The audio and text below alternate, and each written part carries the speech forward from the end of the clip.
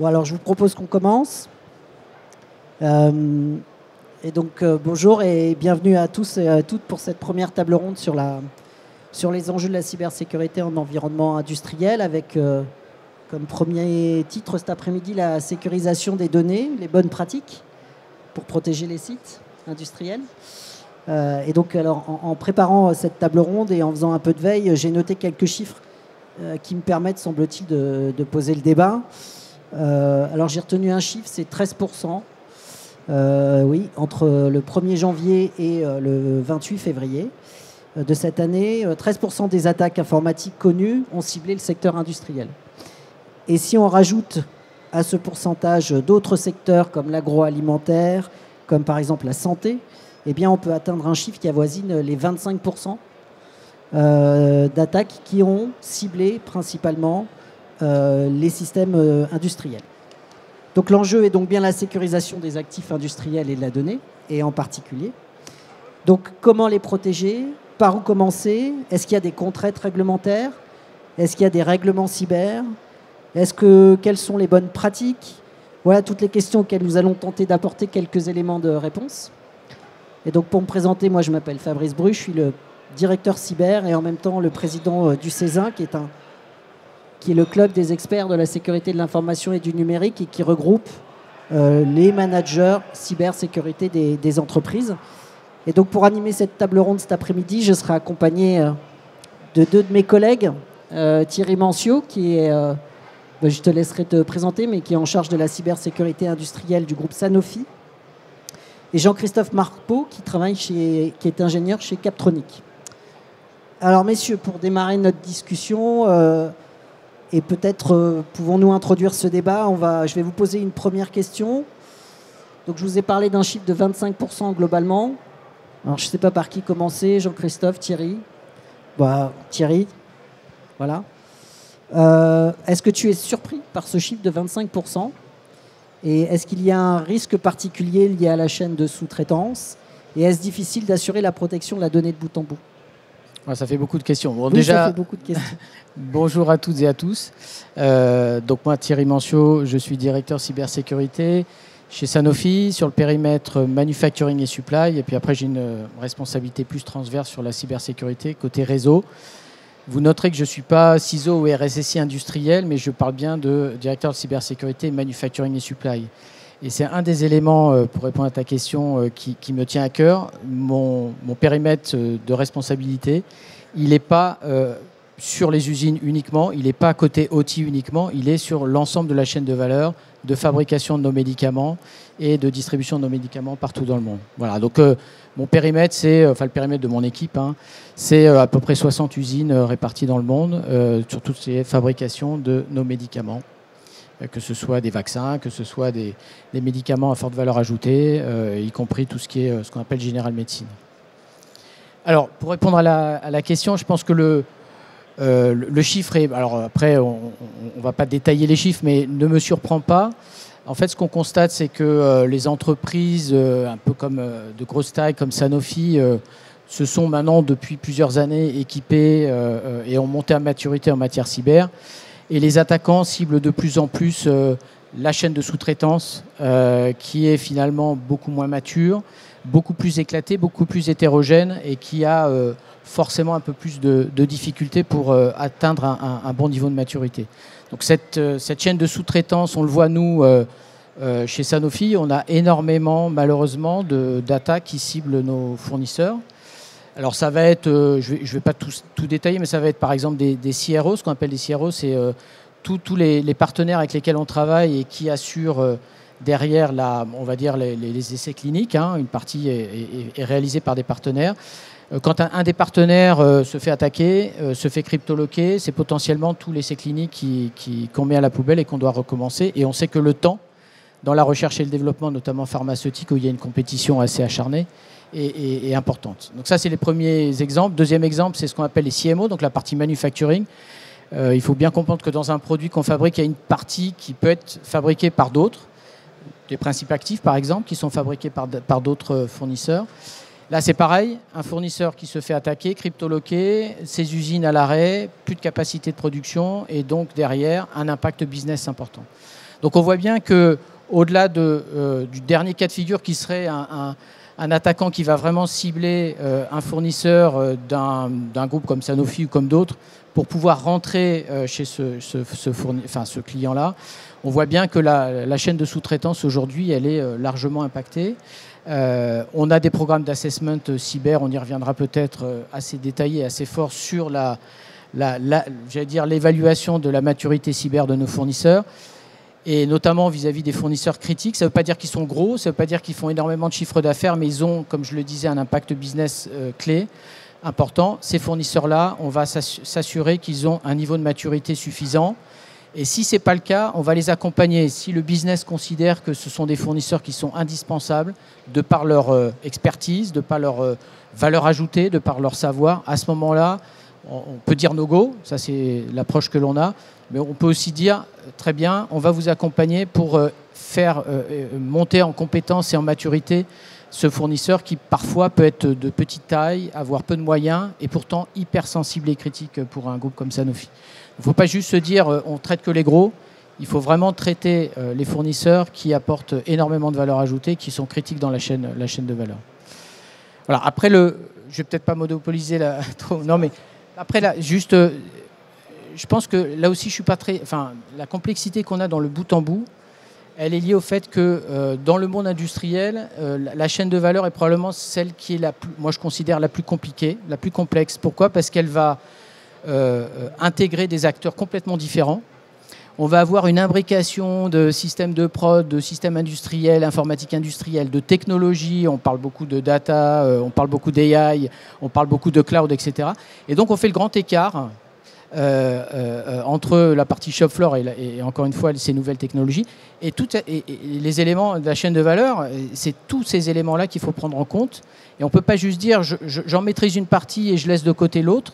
Tout impact sur un des maillons de la chaîne de valeur aura un impact potentiellement énorme sur la production en fonction des enjeux. Donc le message, c'est vraiment de traiter la problématique bout en bout. Quand on va parler de sécurisation de données, ce n'est pas la sécurisation de mes données à un endroit. C'est vraiment tout le cycle de traitement de la donnée, depuis la captation, le traitement dans le cloud, etc. Mais on aura l'occasion d'y revenir. Je vais continuer. Donc, Jean-Christophe Marpeau, ingénieur Captronic en charge du volet cybersécurité au sein de ce programme. Nous, on intervient surtout auprès des entreprises qui sont tout en bas. Alors, je ne parle pas en bas en termes de taille, mais simplement sur les fournisseurs, les gens qui vont fabriquer ces équipements, qui vont fabriquer ces machines, qui vont fabriquer ces automates, qui vont intégrer ces automates dans la ligne de production. Donc, c'est vraiment notre cœur de métier et notre mission, c'est de les faire monter, entre guillemets, en compétences, ou en tout cas de les accompagner dans l'intégration de la cybersécurité dans leur processus de conception, de faire du Secure by Design. Alors, par rapport aux 25%, moi, j'ai une question à vous poser. Est-ce que vous avez une clé USB, là, avec vous ? Qui a une clé USB ? Vous ne pouvez pas me montrer une clé USB ? Montrez-moi votre clé USB.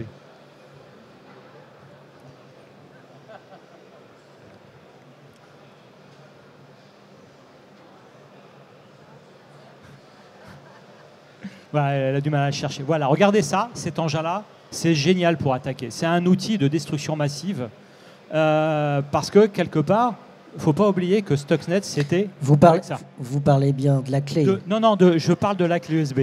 C'est une arme de destruction massive quand elle est très bien utilisée.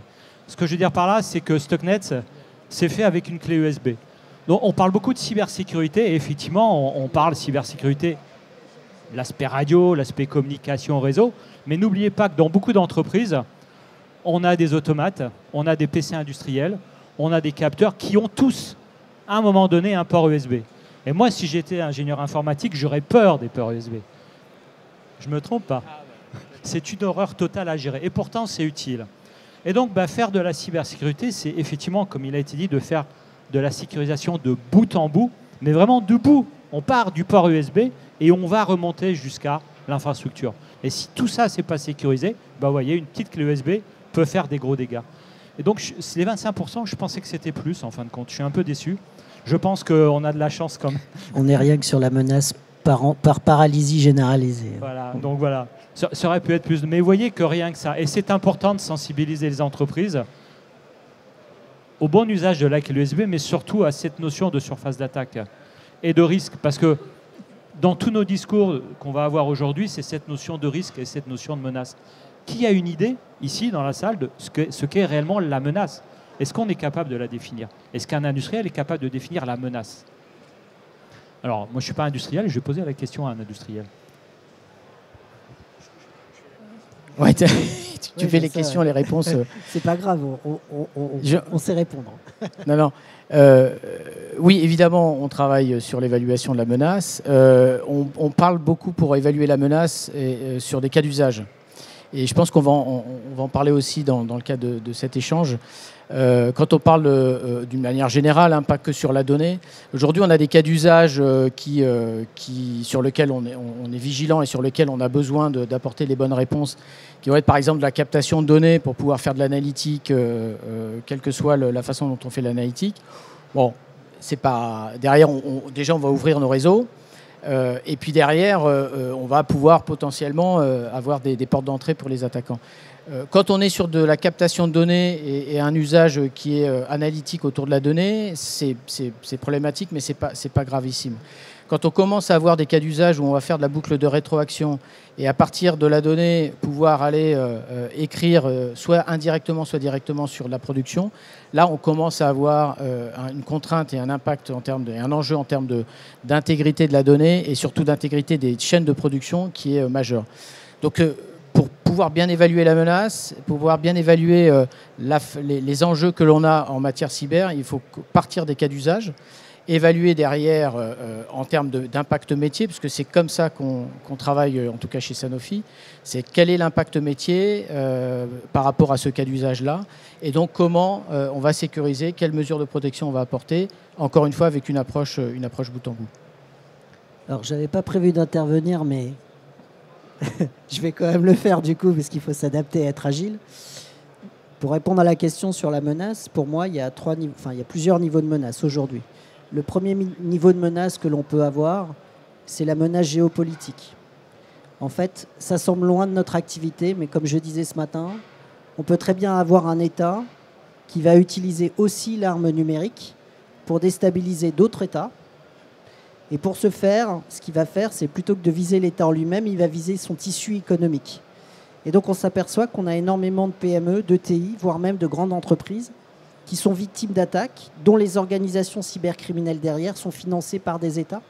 Et on comprend bien que derrière, il y a des enjeux qui sont géopolitiques, où l'entreprise n'est qu'une victime indirecte et collatérale d'une guerre qui n'est pas la sienne. Voilà, donc ça, c'est le premier point. Le deuxième point, alors ça va être un petit peu lié au physique aussi, c'est tout ce qui est le sabotage. Ça, c'est une deuxième menace. On a du sabotage, donc on parle souvent dans notre jargon de rançongiciel, ou de paralysie généralisée. Mais on a aussi d'autres types de menaces qui arrivent qui, de la même manière que vous avez des gens qui peuvent détruire l'outil physique industriel, vont essayer de détruire l'outil de production industrielle d'un point de vue logique, le rend complètement inutilisable. Et encore, la paralysie, si on a des bonnes sauvegardes, en général, on peut espérer redémarrer. En revanche, il y a d'autres attaques informatiques qui visent à détruire complètement le système industriel. Ça, c'est la deuxième grande menace. Et puis la troisième grande menace, finalement, c'est tous ceux qui testent. C'est-à-dire que vous avez tous les activistes, par exemple, c'est une troisième grande menace, qui en fait sont des défenseurs de l'environnement et donc considèrent que si vous êtes une usine qui utilise trop d'eau ou qui émette trop de produits chimiques ou qui utilise trop de produits chimiques, vous n'êtes pas contre ses intérêts. Donc d'un point de vue activisme, on va essayer de lutter. Dans l'agroalimentaire aussi, tout ce qui est la protection animale, le bien-être animal, ou tout ce qui est d'autres natures, peuvent devenir aussi extrémistes et tenter aussi des attaques cyber sur nos différentes usines, on les voit. Et malheureusement, on voit également apparaître de plus en plus un marché de l'attaque informatique sur le réseau dit le dark web, donc le réseau Internet un peu caché là. Mais on voit bien qu'il y a des offres. Comme on va faire des enchères, il y a des enchères pour attaquer telle entreprise. Ça va te coûter $10 les 5 minutes d'attaque, ou ça va te coûter $20 pour pouvoir balancer un logiciel malveillant. Et puis si tu veux l'envoyer 10 000 fois, c'est $20 parfois. Voilà. Et donc du coup, on voit bien que ce type de... Finalement, malheureusement, il y a un marché noir de la cybercriminalité qui fonctionne très très bien. Et qui a un autre avantage, c'est que du coup, Les cybercriminels ne sont jamais directement exposés puisqu'ils revendent leurs services. Et puis surtout, nous, quand on les voit arriver, on n'arrive jamais à remonter totalement à la source, puisque ça devient très vite aussi international. Ce qui veut dire que quand on fait un dépôt de plainte, il faut qu'il y ait des accords internationaux entre les pays pour qu'on puisse remonter à la source. Et souvent, il n'y a pas qu'une seule source, il y a des milliers de sources, puisque aujourd'hui, un groupe cybercriminel, on peut dire qu'il est pro-russe, pro-coréen, pro-américain, pro-français. Mais en fait, ceux qui appartiennent à ce groupe cybercriminel peuvent être localisés à un instant T au Japon, à San Francisco, à Paris, à Saint-Flour, à Amsterdam, à Berlin, on ne sait pas en fait. Donc voilà un petit peu les surfaces d'attaque auxquelles on... Ouais. Je vais juste compléter, c'est important que je pense que vous avez tous à l'esprit. Alors, sauf si on s'appelle Airbus, sauf si on s'appelle EDF, sauf si on est dans des secteurs très très spécifiques qui peuvent être targetés spécifiquement par des États. 99% des attaques aujourd'hui vient du monde de l'IT et ça se propage sur le monde industriel. Voilà, c'est ça la menace auquel il faut faire... Pourquoi justement ? Est-ce que tu peux expliquer pourquoi elle se propage ? Alors, comment tu le détectes ? Par rapport à toute l'augmentation de la connectivité, parce que quand on regarde tout le salon, on ne parle que de connectivité. Emmanuel, c'est ce que tu disais, et tu as tout à fait raison, on parle connectivité données. Voilà, si vous regardez vous baladez, il y a deux mots qui reviennent, c'est connectivité et data. Donc quand vous avez de la connectivité, vous ouvrez des communications possibles. Alors elles ne sont pas toutes simples à exploiter, mais vous avez des communications. Et le problème, c'est que ces communications ne sont pas bien maîtrisées. Cette connectivité, elle n'est pas toujours bien maîtrisée.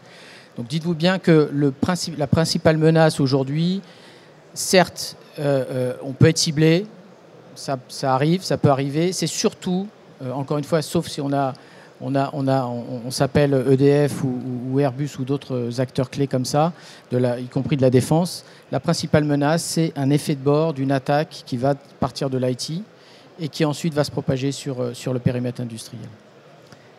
Alors pour protéger la donnée, on voit que l'Europe s'est dotée d'un paquet législatif là, qui arrive. On a énormément de normes et de lois ou directives ou règlements européens qui arrivent, qui ne sont pas encore toutes retranscrites. Est-ce que vous pourriez prendre un ou deux exemples et éventuellement un petit peu expliquer à tout le monde quelles sont un peu ces réglementations qui arrivent, puis celles qui étaient existantes. Je ne sais pas par qui on commence. Thierry ? Oui, en fin de compte, oui, il y a effectivement un arsenal réglementaire qui arrive à grands pas et à grande force. Alors bien sûr, vous connaissez tous la NIS 2, ça sera l'objet d'une table ronde demain, donc je vais faire un peu de teasing. Venez demain, on vous parlera de la NIS 2. Mais avant la NIS 2, il y a quand même une première réglementation qui arrive, qui est le 1er août 2025. C'est la directive READ, en tout cas c'est l'article 3 de la directive READ. Directive READ, ça concerne les IoT, donc tout ce qui est IoT, objets connectés radio. À partir du 1er août 2025, il sera interdit de mettre sur le marché un objet connecté radio, connecté à Internet ou connecté à Internet indirectement. Il sera interdit de mettre ce produit-là sur le marché si le fabricant ne montre pas qu'il a intégré un certain nombre d'exigences de cybersécurité dans la conception de son produit. S'il continue à mettre sur le marché, bien sûr, c'est un défaut de marquage chez eux. Qui veut dire pas de défaut de marquage chez eux, en gros, le produit ne peut pas être commercialisé sur le territoire européen. Donc voilà, tout simplement, c'est le premier volet de tout ce qui est réglementation. C'est la première étape. Ça concerne des IoT radio. Il y en a déjà pas mal. Donc ça, c'est le premier effet. Deuxième effet, deuxième échéance, c'est le règlement machine. 20 janvier 2027. Il sera interdit, après le 20 janvier 2027, de mettre sur le marché une machine industrielle, donc un élément, un sous-ensemble d'un process industriel. Il sera interdit de mettre sur le marché cette machine si le fabricant ou l'intégrateur ne démontre pas que l'ensemble des constituants de ces équipements-là, l'ensemble des constituants rentrent soit compatibles au cyber. C'est-à-dire ils doivent respecter un certain nombre d'exigences de cybersécurité au même titre que les IoT. Là, on est sur effectivement des démarches, on va dire, techniques, des exigences techniques. Et il y a beaucoup de similitudes entre les deux. Pour la directive machine, il y a encore des grosses discussions sur le contenu même des exigences. mais il y a de fortes à parier qu'elle se rapproche d'une norme internationale qu'on appelle l'IEC 62443, sans pour autant être conforme à la 62443. Ça, c'est le domaine des gens qui font de la réglementation. Mais surtout, ce qui nous préoccupe tous, c'est le Cyber Resilience Act européen, qui arrive aussi à grands pas. C'est décembre 2027. C'est-à-dire qu'à partir de cette date-là, on ne pourra plus mettre sur le marché un dispositif électronique, matériel et logiciel sans intégrer un certain nombre d'exigences de cybersécurité. Donc là, il y aura des normes techniques, mais il ne faut pas l'oublier, sans aussi mettre en place une démarche de Secure by Design. C'est-à-dire que le législateur, il va beaucoup plus loin. Il va dire, OK, messieurs industriels, parce que là, ça concerne tous les industriels, vous allez continuer à fournir des produits, des automates, des machines, des IoT, des équipements, des PC, tout ce qu'on veut. Mais attention, il va falloir que vous il faut démontrer que vous avez mis en place une démarche de Secure by Design, c'est-à-dire quoi? Faire de l'analyse des risques produits, que vous ayez un état de la menace, que vous puissiez vous affilier à un socle de sécurité réglementaire. Il y a des normes, 62443, IEC, machin et tout ça.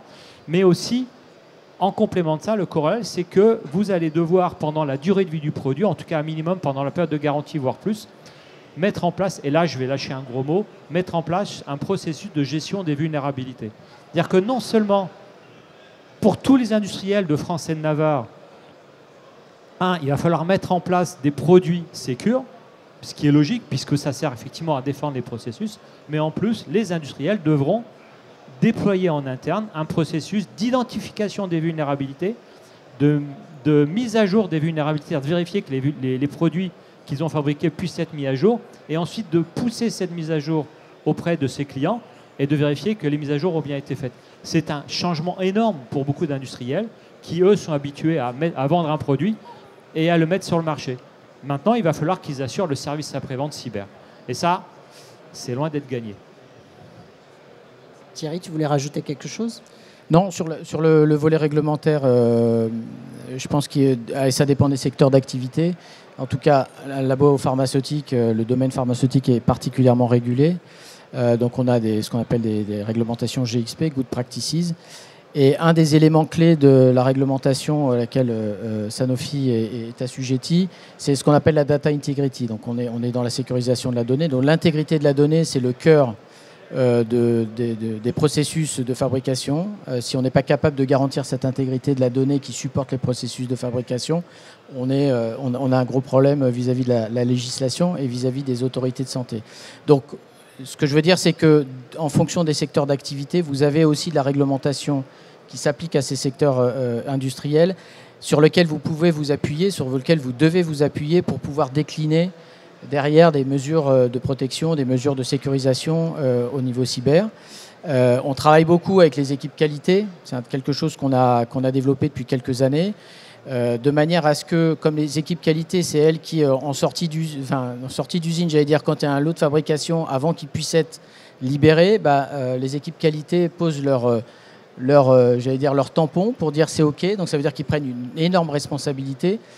Et ça veut dire que tout le processus, ils garantissent que tout le processus est bien intègre. Et ils ont tous les moyens pour le garantir.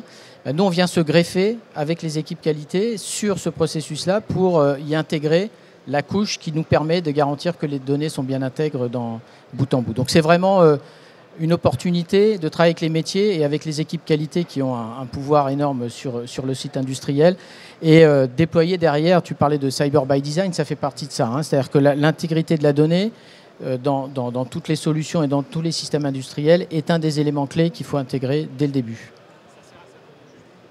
Juste pour préciser, toute cette réglementation cyber, ce n'est pas des bâtons dans les roues, ça sert uniquement à protéger la donnée, puisque le cœur de l'entreprise, le savoir-faire de l'entreprise, va se situer dans cette donnée-là.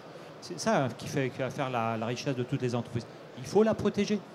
Que ce soit ces données qui soient utilisées dans les lignes de production, ou voire même que ce soit du haut niveau au bas niveau, cette donnée est importante. La cyber ne sert uniquement qu'à protéger cette donnée. Je vais juste poser une dernière question parce qu'il nous reste 5 minutes. C'est déjà passé très vite et on aurait beaucoup de choses encore à développer. Mais alors, souvent, en tant que directeur cyber, on entend souvent que la cyber, ça coûte cher. Et on a bien compris. Donc, dans nos usines, on a de la donnée qui circule, qui sont sur des chaînes de production industrielles, utilisant des systèmes industriels, qui à un moment donné se retrouvent dans l'informatique de gestion parce qu'on a besoin de faire du big data, on a besoin de faire de l'intelligence artificielle, on a besoin de donner accès à ces informations à des fournisseurs. Bref, on voit que cette donnée, elle est exposée de plus en plus. On dit que ça coûte cher. On dit aussi, en préparant cette table ronde, Thierry, tu me faisais un rappel sur le risque de shadow IT, donc ces initiatives que l'on découvre parfois dans des usines qui, par méconnaissance des risques, finalement, ouvrent un accès à Internet pour la vidéosurveillance, pour la gestion du bâtiment et qui se retrouvent connectés sur nos réseaux sans aucune sécurité, au risque d'arrêter complètement l'entreprise. Donc, est-ce que oui, ça coûte cher? Je ne sais pas si on peut y répondre comme ça.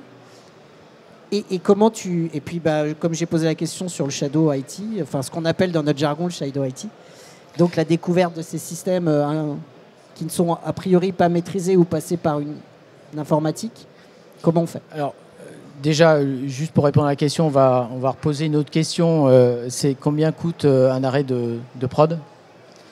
Voilà, donc à chaque fois, on met en balance, d'une certaine manière, ce qu'on peut appeler le coût de la cyber, et puis je vais évidemment répondre à ta question. Mais il faut surtout avoir en tête le coût d'un arrêt de prod.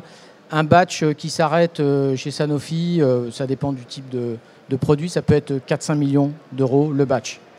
Donc vous arrêtez, alors en plus c'est du bio, une partie c'est du bio, donc ça veut dire que c'est du vivant, vous arrêtez le réacteur pendant un certain temps, derrière vous perdez 4-5 millions. Donc il faut toujours avoir ces éléments en tête quand on parle de coût. Après, c'est compliqué évidemment de répondre de manière très simple ou simpliste. La cyber c'est un coût. Ce qui est plus important et ce qui est probablement, je vais plutôt parler d'effort plutôt que de coût, l'effort d'intégration de la cyber dans les processus industriels et processus de l'usine. Ça, c'est pas simple à mettre en place, ça prend du temps. Avoir une culture cyber sur un site industriel avec l'ensemble des acteurs qui, comme on l'a dit, sur une approche bout en bout, en parlant du cyber by design, en parlant de la maintenance, etc., c'est long à mettre en place et c'est entre guillemets coûteux. C'est probablement ce qui est le plus coûteux, le plus compliqué à adresser. Et après, il y a tout ce qu'on traite en termes de rémédiation. C'est-à-dire qu'on passe son temps à courir derrière des choses qui n'ont pas bien été pensées, pas bien été conçues, pas bien été implémentées, etc. Pourquoi? C'est ce que tu évoquais, parce qu'on a beaucoup de fournisseurs qui tapent à la porte des sites industriels, qui proposent des solutions tout intégrées, pas du tout standardisées, il n'y a pas de critique, il y a juste un constat, pas aligné avec les standards et les requirements cyber de l'entreprise et de l'usine. Et donc on passe son temps quand on les découvre, à traiter ce shadow, et à faire en sorte de rentrer ces solutions-là dans un contexte de standardisation qui soit meilleur et qui soit plus abouti. Donc c'est ça l'enjeu finalement, c'est la standardisation pour nous en tout cas, c'est l'élément clé, et c'est au travers de la standardisation qu'on va réduire finalement les coûts en hommes, en technologie aussi, mais surtout en hommes pour pouvoir ensuite appliquer les bonnes pratiques cyber. Donc c'est finalement l'élément clé, c'est standardiser, passer du temps à standardiser. Ça va coûter un peu cher au début, mais vous allez voir que vous allez y gagner au bout du compte, et on va trouver que ça ne coûte pas si cher que ça. Je voulais juste ajouter, effectivement, quand tu dis en termes de coût, en fait, c'est en termes de temps et en termes d'implication de ressources humaines sur le terrain pour changer les mindsets, adapter les process, revoir les process, modifier un process. C'est pas des investissements, on ne parle pas de coûts d'investissement énormes en termes de technologie, de matériel, etc. On est bien principalement sur la revue de process et des ressources humaines. Juste pour compléter, alors oui, on n'est pas sur le volet cyber pur, on n'est pas sur généralement, c'est pas l'enjeu technologique, il n'est pas monstrueux. Par contre, là où on a des coûts énormes, c'est sur la maintenance et sur l'obsolescence.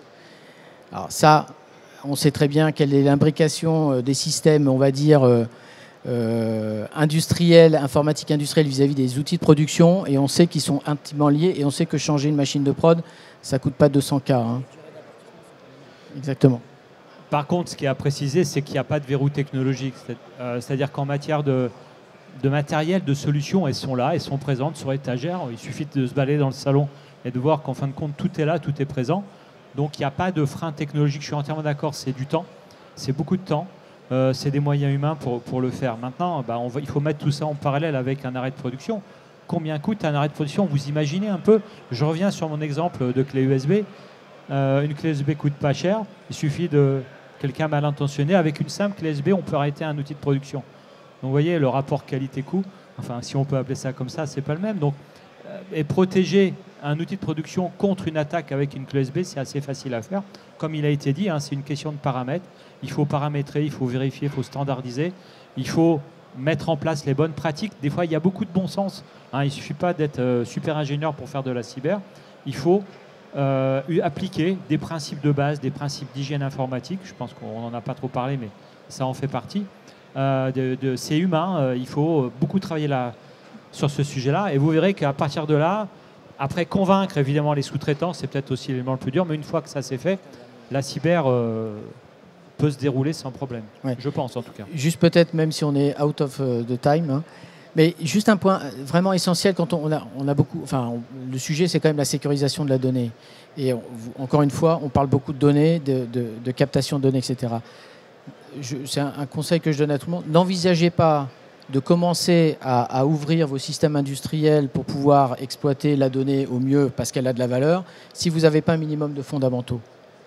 Ça, c'est indispensable. Si vous n'avez pas le niveau de maturité, et juste, je donne souvent l'exemple d'une usine. Donc Sanofi a quand même lancé depuis quelques années la transformation digitale de ses usines avec le Factory 4.0, Smart Factory, etc.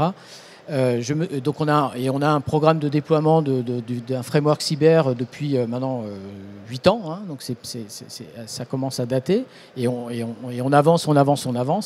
Ce que je veux dire, c'est qu'à un moment donné, je me souviens très bien d'une usine qui n'était pas au bon niveau en matière cyber, qui n'avait pas les fondamentaux qui étaient en place et qui voulait absolument se lancer dans l'ouverture de ces systèmes industriels pour exploiter au maximum les données.